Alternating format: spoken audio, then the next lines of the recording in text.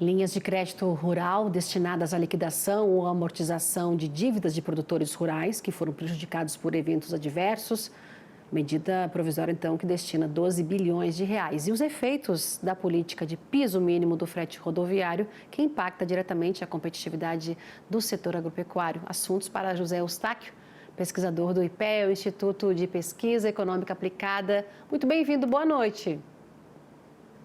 Boa noite, viu, Simone? É um prazer estar aí para discutir tanto o uso do superávit financeiro quanto também do piso mínimo do frete.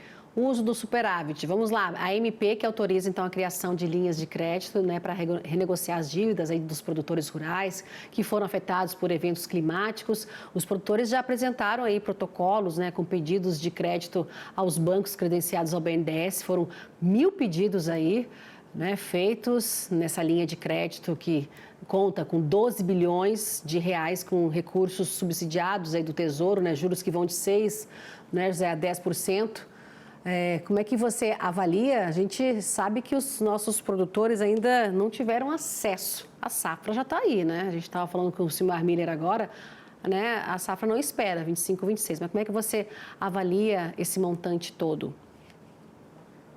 Pois é, viu, Simone? Há muita, vamos dizer, propaganda em torno de subsídio do governo, em torno de políticas para ajudar os agricultores que realmente necessitam, porque foram agricultores que foram afetados por questões climáticas, seja de secas, seja de enchentes, né, principalmente no Rio Grande do Sul.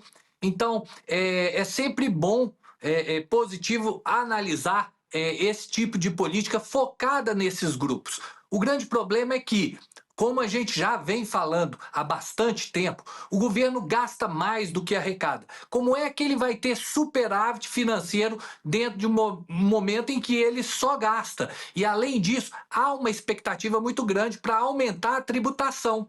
E que, em relação ao frete, que a gente vai discutir mais para frente, isso está associado também com o maior controle do Estado dentro das atividades econômicas e dentro do seu transporte. Enfim, eu vejo muito alarde, mas pouca efetividade em torno do que o governo pretende fazer. É com bons olhos você falar em cifras de 12 bilhões de reais, quando no último plano safra anunciado, o governo colocou recursos subvencionados da ordem de 3,5 bilhões. Na verdade, esses recursos não vão ser subvencionados. Há, inclusive, direcionamento para estímulo ao uso de recursos livres junto às instituições financeiras, o que é bom porque estimula o livre mercado a se autoajustar, mas, por outro lado, é o governo interferindo na economia. E como eu sempre venho falando, a interferência do Estado na economia distorce os preços e os incentivos produtivos. Então, não vejo como boas, vamos dizer, boas intenções esse tipo de política neste atual momento. E quando você coloca, né, na tua análise que o governo ele tem que diminuir os gastos aí da máquina governamental, tem a MP 303, que ela foi, né, a gente viu aí que o governo foi derrotado, o governo segue aí para buscar as alternativas, né, para a arrecadação. Como é que você avalia também essa situação? Pois é, o governo ele quer aumentar a arrecadação. E como eu já venho falando, quanto mais você tributa o empresário, menos você desestimula a atividade econômica.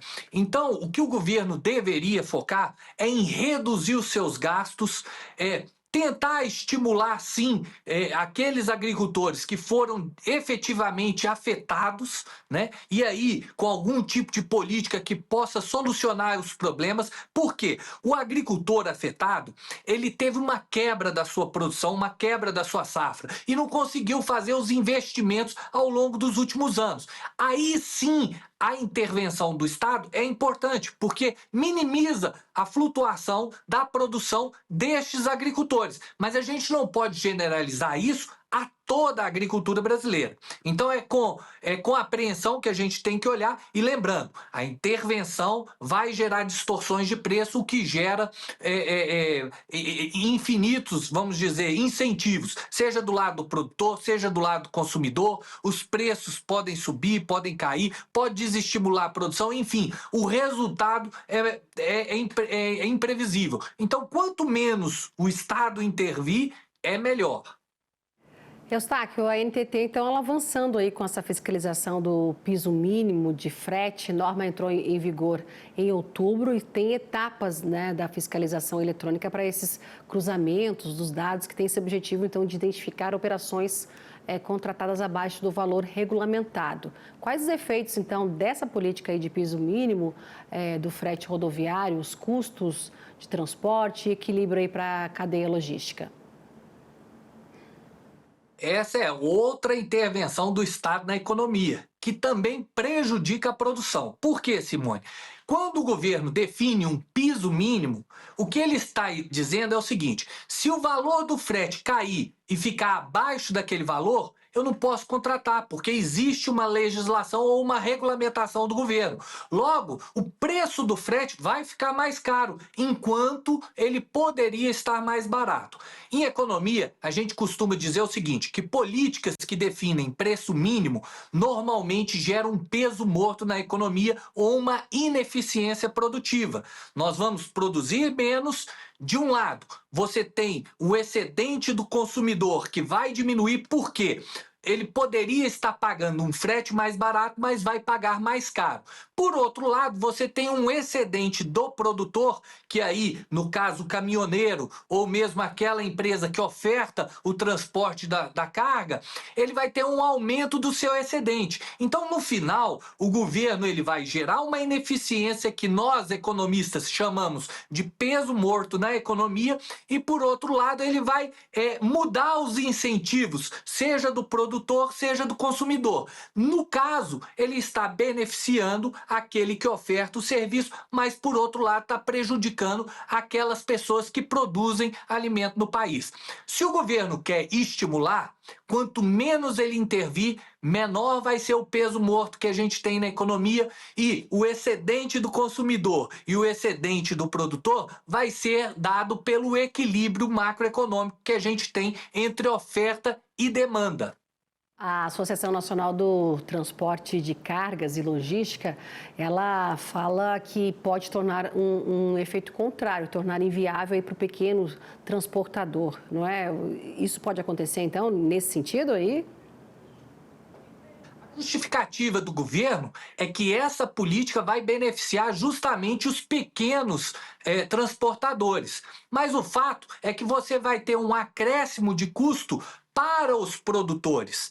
E, lembrando, se você aumenta o custo, mas se você não está conseguindo aumentar o preço do seu produto, a gente já vem falando isso. Por exemplo, o tarifaço americano fez com que a oferta produtiva dentro do mercado brasileiro aumentasse. E o aumento dessa oferta faz com que você tenha uma estabilização dos preços ou até queda destes preços agropecuários. O que acontece? O custo está aumentando, mas os preços estão ficando estáveis ou caindo, a margem do agricultor está diminuindo. Quem transporta é aquilo que eu estou falando, ele vai ser beneficiado. Por quê? Ele iria vender, né, o transporte a um preço mais baixo, mas vai receber um preço mais elevado. O governo cria ineficiência produtiva dessa forma. Então, eu sou a favor de que haja pouca intervenção do governo, principalmente nesse tipo de política que possa aumentar o fluxo das nossas exportações e o fluxo do comércio dentro do nosso país. Agora veja o seguinte, como eu comentei anteriormente, esse tipo de política, na verdade, o que o governo quer é controlar o fluxo das mercadorias e, com esta medida, aumentar tributação. Então, na verdade, o governo não está querendo beneficiar o pequeno, nem o grande, que oferta esse tipo de serviço dentro da nossa economia, mas ele quer controlar toda a circulação da mercadoria dentro do país e daquilo que nós exportamos. E é claro, estabelecendo um frete mínimo, ele também vai estabelecer uma alíquota de tributação mínima também para que ele possa arrecadar mais. Se ele vai monitorar mais o fluxo de comércio, ele pode também aumentar, né, a sua tributação nesse sentido. José Eustáquio, pesquisador do IPEA, nosso analista aqui, obrigada por hoje, na tua análise aqui com a gente. Um bom início de semana para você e até a semana que vem. Boa semana, viu, Simone? Fique com Deus e um abraço. Tchau, tchau.